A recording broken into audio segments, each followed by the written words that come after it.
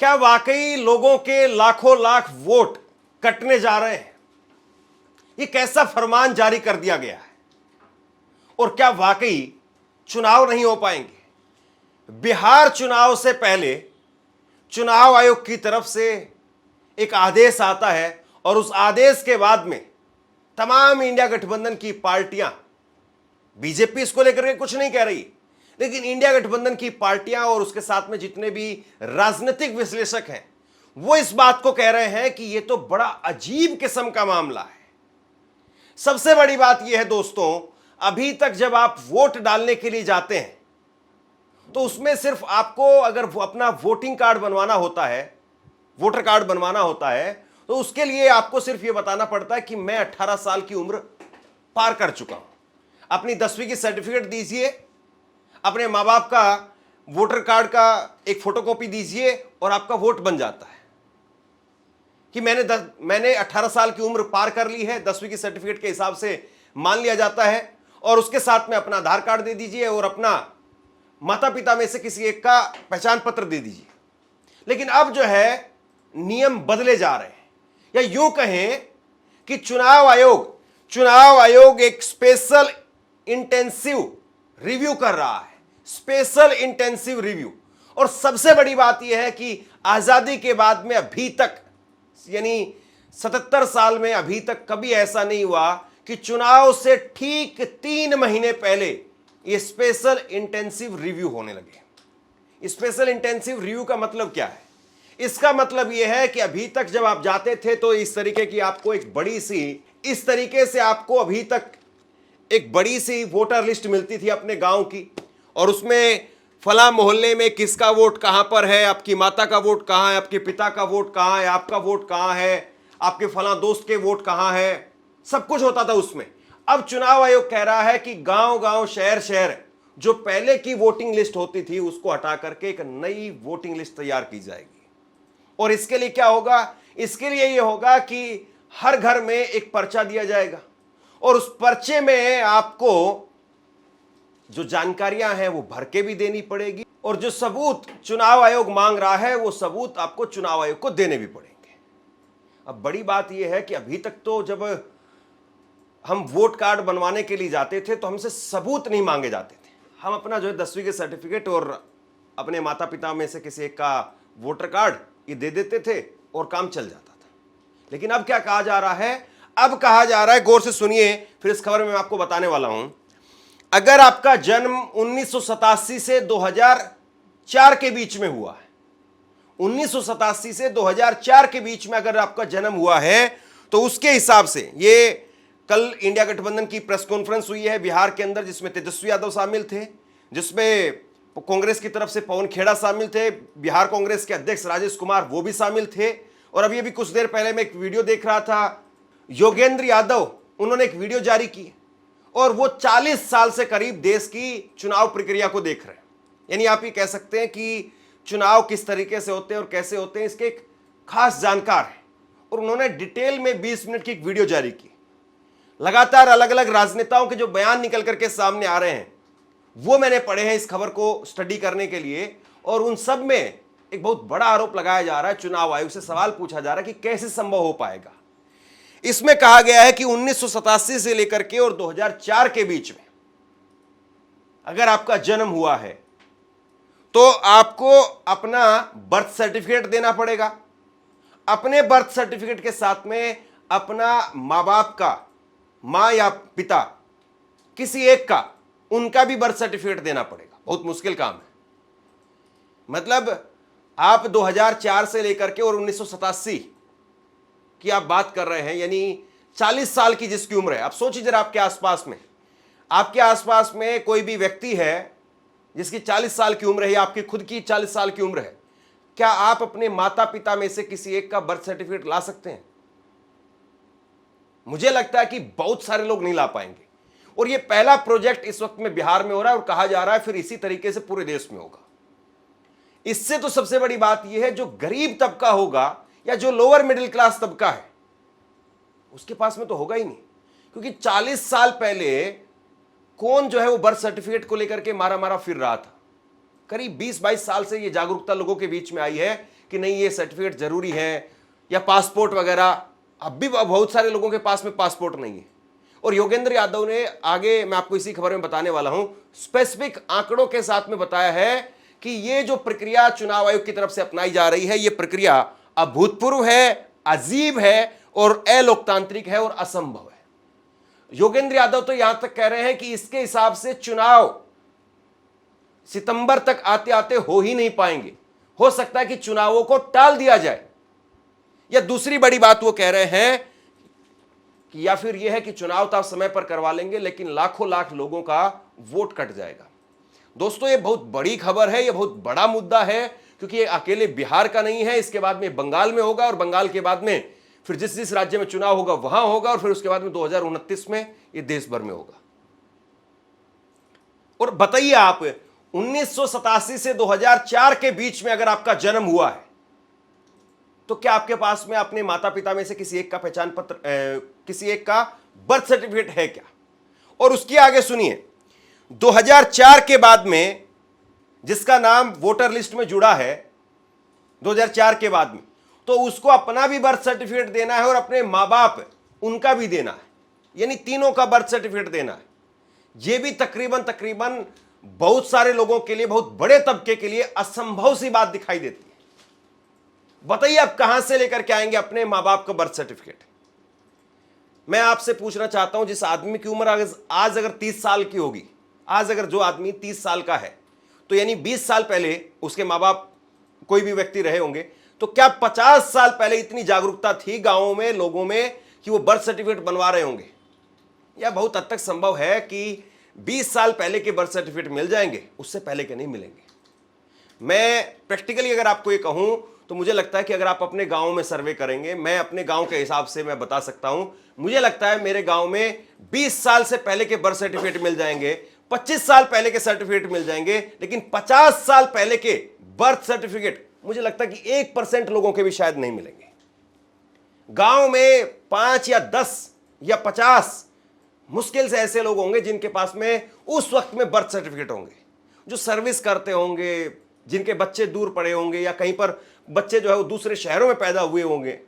जैसे मसलन कोई इंडियन आर्मी में काम कर रहा था, या इंडियन नेवी में कोई आदमी काम कर रहा था, गांव का आदमी फौजी, उसका बच्चा जो है वो अहमदाबाद में पैदा हुआ, तो अहमदाबाद के सरकारी हॉस्पिटल ने उसको उसका बर्थ सर्टिफिकेट बना करके दे दिया। वो तो हो सकता है, लेकिन आपको लगता है कि बिहार में, जिसमें 73% लोग बाढ़ से प्रभावित रहते हैं, जिनके खुद के डॉक्यूमेंट बह जाते हैं, 10वीं 12वीं के डॉक्यूमेंट्स जो है वो बह जाते हैं, तो ऐसे में सबसे बड़ा सवाल यही है कि आखिरकार ये किस तरीके का फरमान है। और सबसे बड़ी बात यह है कि 2003 में इस तरीके से स्पेशल इंटेंसिव रिव्यू करवाया गया था, और उस वक्त में 2 साल पहले, विधानसभा चुनाव से 2 साल पहले ये करवाया गया था। अब सिर्फ 3 महीने बाकी हैं चुनाव में, सितंबर अक्टूबर में चुनाव होने, तो 3 महीने पहले आप ये कैसे करवा देंगे? और फिर ये कह रहे हैं कि वो पहचान, वो जो फॉर्म है वो भी आप ही को भर करके देना पड़ेगा।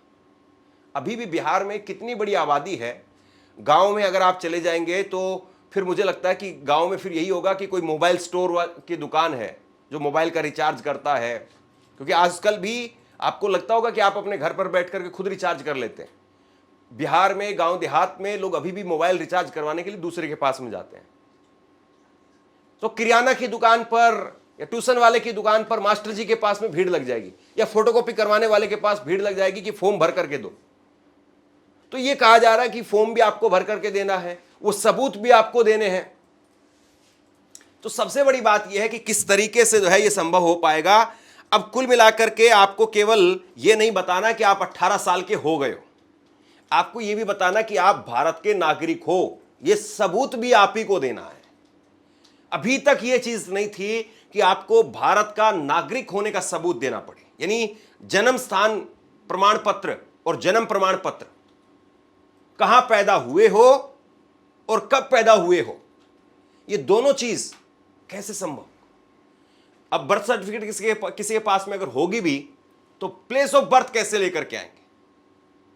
हालांकि दोनों चीजें एक ही उसमें मेंशन भी होती हैं, लेकिन मैं फिर वही एग्जांपल आपको देता हूं कि अगर कोई बच्चा जो है वो किसी दूसरे राज्य में पैदा हुआ है, मान लीजिए कि किसी के पिताजी दिल्ली पुलिस में काम करते थे और उसका जन्म जो है वो गंगाराम अस्पताल में हो गया, तो गंगाराम अस्पताल ने बर्थ सर्टिफिकेट तो बना करके दे दिया कि ठीक है 31 जुलाई को आपके बेटे का जन्म हुआ है, 31 जुलाई 1990 को आपके बेटे का जन्म हुआ है, लेकिन आपका जो बर्थ प्लेस है वो गंगाराम होगा, दिल्ली होगा, क्या उसको कंसिडर करेंगे? ये भी अपने आप में सवाल।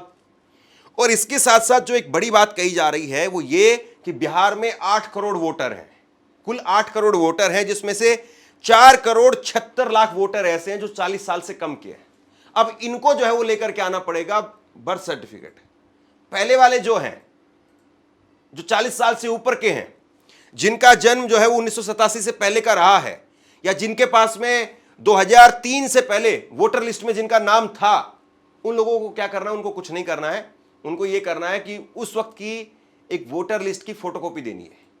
लेकिन ये भी तो बहुत बड़ा खेल है, किसके पास में मिलेगी उस वक्त की वोटर लिस्ट की फोटोकॉपी? बताइए आप।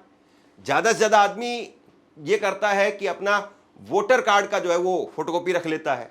और दूसरी बड़ी बात यह है कि कई बार आदमी सुधार करवाते करवाते उस वक्त में हो सकता है कि किसी का नाम राम कुमार रहा हो और राम कुमार से फिर वो बदलवा करके अपना नाम केवल राम रखवा ले, या राम सिंह कर ले, या राम नरेश कर ले। कई बार आदमी बदलवा लेता है अपना नाम, या ये कहता कि नहीं नहीं हम राम कुमार नहीं है, हमारा नाम तो राम कुमार उस वक्त में गलती से लिखा हुआ है, हम तो राम सिंह हैं। अब बताइए राम सिंह मानेंगे या राम कुमार मानेंगे? उस वक्त में 2003 में हो सकता है कि राम कुमार में रहा हूं, और आज मैंने उसके बाद में कहा जो बीएलओ आता था उसको कि भाई मेरा नाम गलती से राम कुमार लिखा गया था उस वक्त में, इसको आप ठीक करके राम सिंह कर दीजिए। हो सकता है कि उस वक्त में बीएलओ ने ठीक कर दिया हो, लेकिन अब जो वोटर लिस्ट देगा तो वोटर लिस्ट में कहेगा नहीं उस वक्त में तो राम कुमार था, अब राम सिंह कैसे मान ले? तो बहुत सारी ऐसी चीजें। और फिर इसको 3 महीने में कैसे कर लेंगे आप? अभी एक और डाटा जो है वो दिया गया, जिसमें योगेंद्र यादव ने डाटा दिया। वो कह रहे हैं कि जातिगत जनगणना हुई अभी बिहार में तो जनवरी से मई के बीच में हुई, यानी जातिगत जनगणना करवाने में 5 महीने का समय लग गया, और ये सिर्फ करवाने में लगा। मतलब उसमें भी उसको डिजिटल करके उसको रिकॉर्ड में चढ़ाना वो समय अलग है, सिर्फ करवाने में 5 महीने लग गया। तो जातिगत जनगणना करवाने में 5 महीने लग गए, जिसमें खुद जो है वो अधिकारी घर घर जा रहे थे, डॉक्यूमेंट्स ले रहे थे, अधिकार ब्यौरा ले रहे थे। तो फिर ये कैसे हो गया? अब कांग्रेस के नेता सुप्रिया सुनेत, उन्होंने एक इस पर अपना बयान जारी किया है, और उसमें वो कह रही हैं कि पहले 3 तरीके के रिव्यू होते थे, रूटीन रिव्यू, समरी रिव्यू और स्पेशल इंटेंसिव रिव्यू। तो अब ये जो रूटीन रिव्यू है वो तो हर साल होता है या चुनाव से पहले भी होता है, लेकिन ये स्पेशल इंटेंसिव रिव्यू ये 3 महीने पहले हो रहा है, ये पहली बार हो रहा है। नरेंद्र मोदी अब बिहारियों के खिलाफ बड़ा षड्यंत्र रच रहे हैं, और इस बार हमला सीधा आपके वोट के अधिकार पर है। जी हां, आपने ठीक सुना, मोदी जी के चुनाव आयोग ने गरीब, मजदूर और अपने राज्यों से बाहर काम की तलाश में गए बिहारियों के खिलाफ पूरी बिसात बिछा दी है। कागज दिखाने की जो नई जुगत है, असल में वोटर लिस्ट से लोगों को बाहर करने की कवायद है। पहले समझ लीजिए, वोटर लिस्ट में 3 तरह के रिव्यू होते हैं: रूटीन रिव्यू, समरी रिव्यू और special intensive review. Routine review क्या होता है? ये 365 दिन साल में चलता है, एग्जिस्टिंग वोटर लिस्ट में फेरबदल की जाती है, एडिशन डिलीशन होता रहता है, ये पूरे वक्त चलता रहता है। फिर होता है समरी रिव्यू। ये वोटर लिस्ट को बेस बनाकर कुछ वक्त के लिए, स्पेसिफाइड पीरियड के लिए साल में एक बार होता है, अमूमन चुनावों से पहले होता है। और फिर आता है स्पेशल इंटेंसिव रिव्यू, जो कि मौजूदा वोटर लिस्ट को हटाकर नई वोटर लिस्ट को नए सिरे से बनाने की कार्रवाई होती है। बिहार में 22 साल बाद चुनाव से सिर्फ 2 महीने पहले स्पेशल इंटेंसिव रिव्यू किया जा रहा है। पिछली बार जब यह 2003 में हुआ था तब इसमें 2 साल लगे थे। अब दावा किया जा रहा है कि यह 1 महीने में ही हो जाएगा। अब यह कैसे संभव है, इसका जवाब चुनाव आयोग या मोदी जी दे सकते हैं। तो स्पेशल इंटेंसिव रिव्यू में होगा क्या, यह भी समझना जरूरी है। अगर आपका 2003 की वोटर लिस्ट में नाम था तो वो नई लिस्ट में स्थापित हो जाएगा, इसमें कोई इशू नहीं है। लेकिन अगर 1987 से पहले आपका जन्म हुआ था तो आपको अपने जन्म और जन्म स्थान का सर्टिफिकेट लगाना होगा। लेकिन अगर आपका जन्म 87 से 2004 के बीच में हुआ तो आपको अपने माता या पिता में से एक का जन्म और जन्म स्थान का प्रमाण पत्र लगाना होगा। 2004 के बाद अगर आपका जन्म हुआ है तो आपको अपने दोनों माता पिता का जन्म और जन्म स्थान का प्रमाण पत्र लगाना होगा। अब सवाल ये, इसमें कौन सी बड़ी बात है? तो पहले समझिए प्रमाण पत्र मान्य कौन से हैं। बर्थ सर्टिफिकेट मतलब जन्म प्रमाण पत्र, जाति प्रमाण पत्र और स्कूल छोड़ने का प्रमाण पत्र जो स्कूल लीविंग सर्टिफिकेट कहा जाता है। कौन से प्रमाण पत्र आपके मां बाप के लिए मान्य नहीं है? आधार और वोटर आईडी कार्ड। अब इसी से बहुत सारे ज्वलंत सवाल खड़े होते हैं। 3 महीने पहले ही बिहार में समरी रिव्यू हुआ था, तो उस समय स्पेशल इंटेंसिव रिव्यू की बात क्यों नहीं की गई? दूसरा सवाल, नए चुनाव आयोग ने बोला था अभी 1 महीने पहले कि उन्होंने 4000 कंसल्टेशन किए, तो उनमें से एक में भी स्पेशल इंटेंसिव रिव्यू पर चर्चा क्यों नहीं की गई? तीसरा बड़ा सवाल, इतना बड़ा कदम उठाने से पहले चुनाव आयोग ने राजनीतिक दलों से विचार विमर्श क्यों नहीं किया? ये सबसे बड़े स्टेक होल्डर्स होते हैं, ये चर्चा क्यों नहीं की गई? चौथा सवाल, ये जो स्पेशल इंटेंसिव रिव्यू है ये किसकी मांग पर किया जा रहा है? कहां से डिमांड आई है ये होने की? पांचवा सवाल, 22 साल बाद एकाएक निर्णय क्यों लिया गया और शुरुआत बिहार से क्यों की जा रही है जहां पर कुछ ही महीनों में चुनाव होने हैं?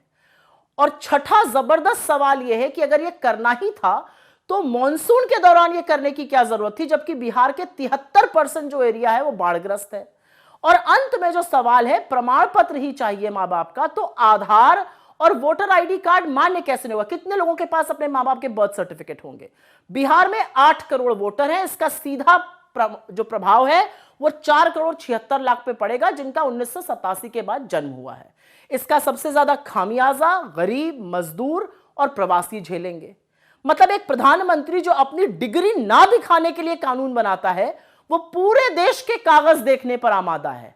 वो क्यों बार बार ऐसे स्वांग रचते हैं जिससे गरीब मजदूर का सबसे बड़ा हथियार, उसका वोट ही छीन लिया जाए? और जो बात बहुत सारे लोग कह रहे हैं कि ये एनआरसी का नवीनीकरण करके नाम बदलकर जो काम चुनाव आयोग के द्वारा कराया जा रहा है, ये किस हद तक सही है, इसका जवाब सिर्फ और सिर्फ मोदी सरकार दे सकती है।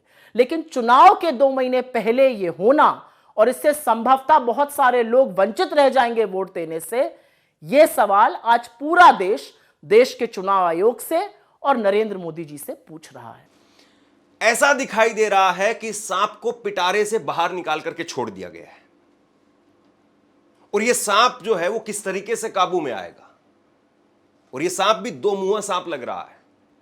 मतलब चुनाव आयोग से अगर आप बात करेंगे तो चुनाव आयोग कहेगा नहीं, ये सबूत नहीं है तो आप ये दे दीजिए, ये नहीं है तो आप ये दे दीजिए, ये नहीं है तो आप ये दे दीजिए। जो चुनाव आयोग ने एक परफॉर्मा भरा भी है, उसको अगर आप मोटे मोटे तौर पर देखें तो चुनाव आयोग उसमें आपको कई सारे क्लोज बताता है, लेकिन मोटे तौर पर अगर आप देखें तो उसमें 3-4 चीजें ही समझ में आती जो आमतौर पर लोगों के पास में होती है। यानी 10वीं का सर्टिफिकेट, SC ST OBC का सर्टिफिकेट, या उस वक्त का कोई सरकारी कार्ड, यानी आप सरकारी कोई नौकरी कर रहे हो या सरकारी कोई सुविधा आप ले रहे हो, वो सरकारी कार्ड वो आपके पास में हो, या आपका बर्थ सर्टिफिकेट आपके पास में हो। लेकिन ये सर्टिफिकेट आपको क्या लगता है कि गांव देहात में क्या लोगों के पास में होंगे? और असली वोटर तो गांव का ही है। शहरों के लोग तो वैसे ही वोट डालने के लिए नहीं निकलते हैं। कोठियों में चले जाइए, पोश इलाके में चले जाइए, लोग या तो छुट्टी मनाने के लिए निकल जाते हैं या फिर लोग निकलते ही नहीं है। जो लोग निकलते हैं, वोटर निकलता है, वो गांव देहात का वोटर निकलता है। वही पसीने में खड़े होकर के बेचारा वोट डालने के लिए लाइन में लगा रहता है, और उसको आप क्या कहेंगे? ये चुनाव आयोग जो है वो तब्दीली करना चाहता है तो खूब तब्दीली करे, और तब्दीली होनी भी चाहिए। तब्दीली में किसी प्रकार की कोई बुराई भी नहीं। जो फर्जी वोटर है उसको हटाया भी जाना चाहिए, इसमें भी कोई बुराई नहीं। लेकिन आप ये बताइए कि इस तरीके के नियम कायदे, और वो भी चुनाव से ठीक 3 महीने पहले, कैसे संभव हो पाएगा? और बिहार जैसे राज्य में कैसे संभव हो पाएगा? और सबसे बड़ी बात यह है दोस्तों, अभी तो मानसून आने वाला है।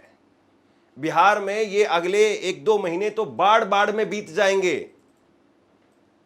अभी देखिए आप 5 दिन बाद में उत्तर भारत में ऐसी कड़ाके की बारिश होने वाली है। जबरदस्त जोरदार बारिश होगी उत्तर भारत में। आप उत्तराखंड से शुरू करिए, उत्तराखंड, हिमाचल प्रदेश, हरियाणा, उत्तर प्रदेश, फिर बिहार, बंगाल, मध्य प्रदेश, हर जगह से बाढ़ की तस्वीरें निकल करके सामने आई। गुजरात, सब जगह पर, यहां तक कि राजस्थान में बाढ़ आएगी। आती है बाढ़, और बाढ़ खास तौर पर बिहार में तो बहुत बुरा हाल हो जाता है, लोग बह जाते हैं। नदियों के किनारे जितने गांव हैं उनके मकान कट कट करके बह करके वो तस्वीरें निकल करके सामने आएगी। तो ऐसे में आपको लग रहा है कि 3 महीने के अंदर आप ये सब कुछ कर लेंगे, और अगर आपको करना ही था तो 1 साल पहले क्यों नहीं कर लिया? आपने 2024 का चुनाव करवाया, उस लिस्ट को आप अभी क्यों नहीं मान रहे हैं? और 1 महीना पहले भी जब चुनाव आयोग की तरफ से प्रेस कॉन्फ्रेंस हुई तब भी इस तरह के कोई संकेत नहीं थे। तो फिर ये क्यों किया जा रहा है? अगर आपको समझ में आ रहा हो तो नीचे कमेंट बॉक्स में लिख करके बताइए। बाकी विपक्ष की तरफ से आरोप यह लगाया जा रहा है कि हमारा जो वोटर है, गरीब गुरबा जो हमारा वोटर है, इंडिया गठबंधन का जो वोटर है, उसको दूर करने के लिए, उसको हटाने के लिए काम किया जा रहा है। लेकिन मुझे लगता है कि इससे सारी पार्टियों का वोटर प्रभावित होगा। अगर कोई बीजेपी के अध्यक्ष से भी पूछ ले कि क्या उसके पास में, क्या उनके पास में उनके माता पिता के जन्म प्रमाण पत्र हैं, मुझे लगता नहीं होंगे। बाकी तो छोड़ दीजिए। तो शेयर कीजिए इस खबर को, और आप क्या सोचते हैं नीचे कमेंट बॉक्स में लिख करके जरूर बताइए। धन्यवाद।